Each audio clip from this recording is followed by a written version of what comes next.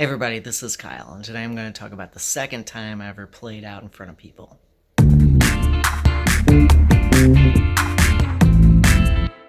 On August 15, 2014, I played my second show. It's at Henry House Concerts in Pacific, Missouri, which is probably like 40-ish minutes outside of St. Louis, and Chris Duarte was there. And this show changed my life. I'm going to start off showing some pictures from the show and a little voiceover to them. Before the show, I didn't really have much idea of who Chris Duarte was. I knew he was a guitar player, played blues from Texas, and I guess his basic bio.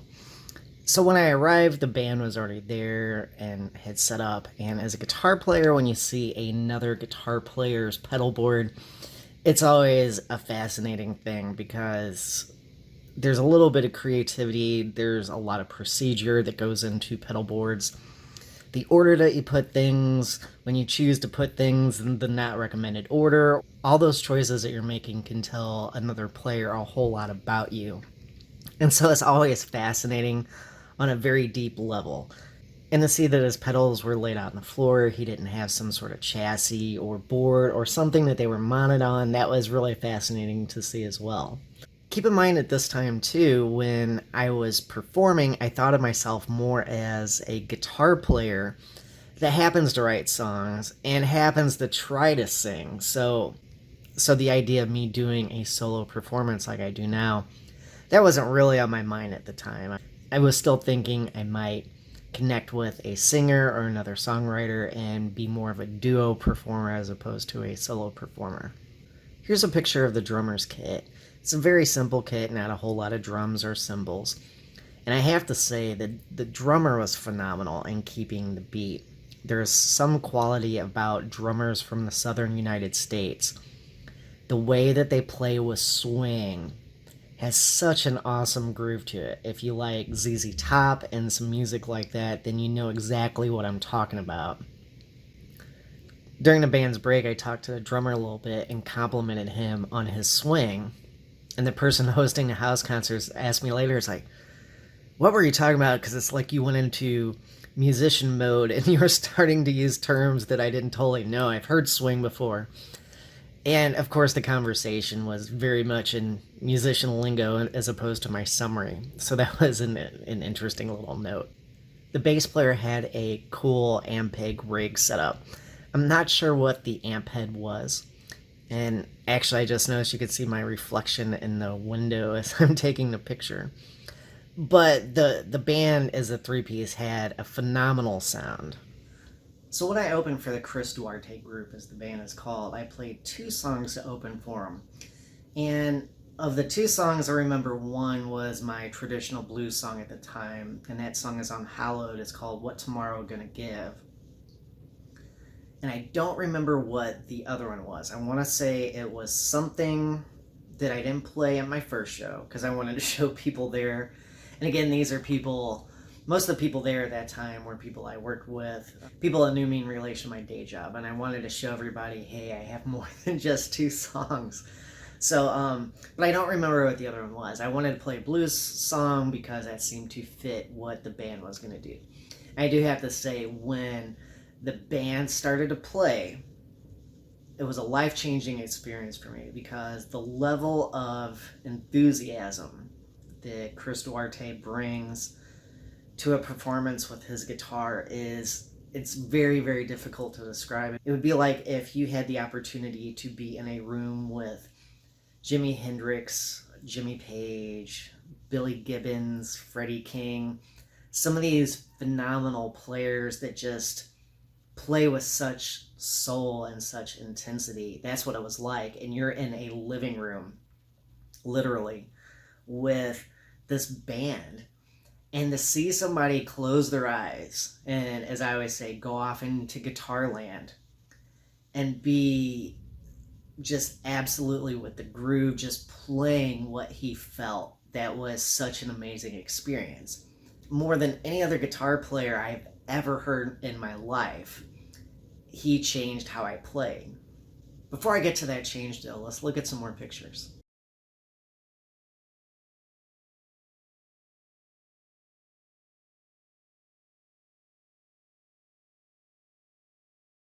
Usually at Henry House concerts, there is a row of seating right in front of the performer. And depending on if there's two different walls you could be in or in a corner, that changes the orientation of the seating. Since Chris Duarte group had amps and live drums, the floor was cleared. Chris had, I think it was his amps travel case or something in front of his guitar amp, so it didn't have that kind of death ray effect of anybody who walked in front of the guitar amp would just disintegrate. But he did have his amp turned up a bit. It wasn't like cranked on 11 or anything like that. The band, it sounded like a band. It was very loud in my friend's house, which was cool. It wasn't a bad loud, but it was a fun loud. In between the band sets, I got to talk to a very sweaty Chris Duarte for a little bit, and I told him as I got his shirt and had a moment to chit chat. It's like, if I had my electric guitar, I would have loved to have jammed with him. And I'm sure, as guitar players that have a name like he does, you hear things like that all the time.